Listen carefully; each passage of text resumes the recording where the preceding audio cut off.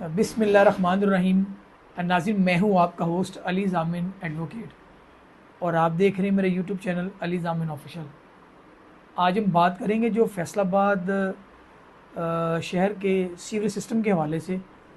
तो पाकिस्तान का तीसरा बड़ा शहर है फैसलाबाद, जिसको मैनचेस्टर भी कहते हैं, टेक्सटाइल हब भी कहते हैं। जो वासा के जो है वो नाकस इंतज़ामात की बदौलत, नाकस सीवरेज सिस्टम की बदौलत गंदगी का ढेर बन चुका है।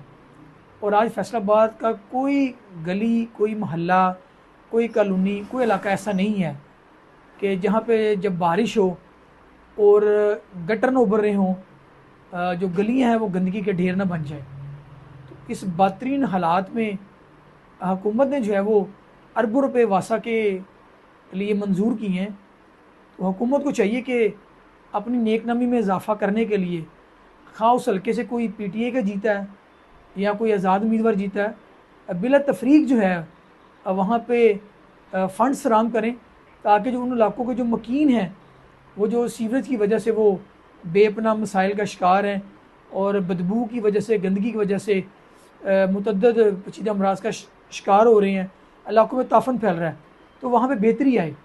और वासा डिपार्टमेंट को भी चाहिए कि वो अब जो है वो शानदार और जो जानदार हिकमत अमली है वो अपनाए, इलाकों को विज़िट करे, वहाँ इलाकों के जो साबिक़ अरकान असम्बली हैं, साबिक़ जो चेयरमैन हैं, वाइस चेयरमैन हैं, साबिक़ जो नाज़मीन हैं, नायब नाज़मीन हैं, जनरल काउंसलर्स हैं, अक़लियती काउंसलर्स हैं, लेडी काउंसलर, उन सबको इंगेज करें, क्योंकि ये एक पब्लिक कॉज है। जब सबको इंगेज करेंगे तो ग्रास रूट लेवल पे जो है वो मसाइल को इदराक भी होगा, वो बेहतर अंदाज से वो हल भी होंगे। तो अगर वासा जो है वो सीवरेज सिस्टम को बेहतर बनाने में कामयाब हो गया तो हुकूमत की नेक नामी में इजाफ़ा भी होगा। जो कारोबारी तबका है, जो सनती अदारे हैं और जो रहायशी हैं, उनको एक सेहतमंदाना जो माहौल है, जो खुशगवार माहौल है, वो भी मुयस्सर होगा। तो आज फैसलाबाद का कोई भी इलाका, कोई भी मोहल्ला, कोई भी कॉलोनी जो है वो ताफन से पाक नहीं है।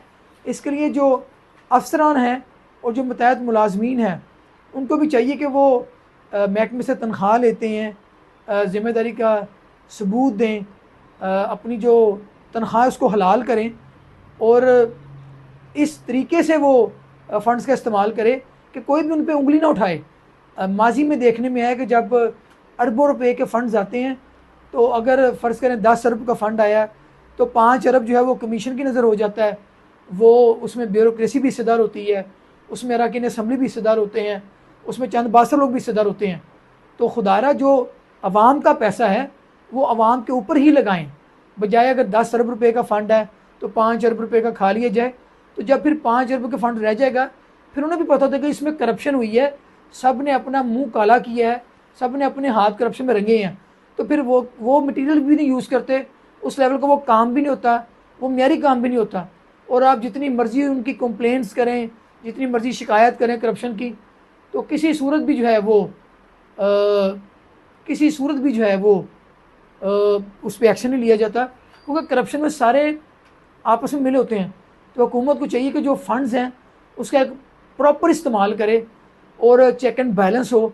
और अगर किसी सीवरेज सिस्टम की प्रॉपर कोई शिकायत होती है, कोई कंप्लेन होती है, उस पर संजीदगी का मुजाहरा करें, एंटी करप्शन डिपार्टमेंट जो है उस पर पूरा स्टैंड ले, और हुकूमत उसमें जो मुलव्वस हो उस करप्शन में, जो आवाम का पैसा है, जो आवाम के टैक्सों से हासिल किया पैसा है, जिसने उसका सही इस्तेमाल नहीं किया, उसके ख़िलाफ़ कानूनी शिकंजा तैयार करें और उसको कैफरे किरदार पहुँचा के आवाम को मैसेज दें कि जो आवाम का पैसा है वो आवाम पे सर्फ होगा। शुक्रिया।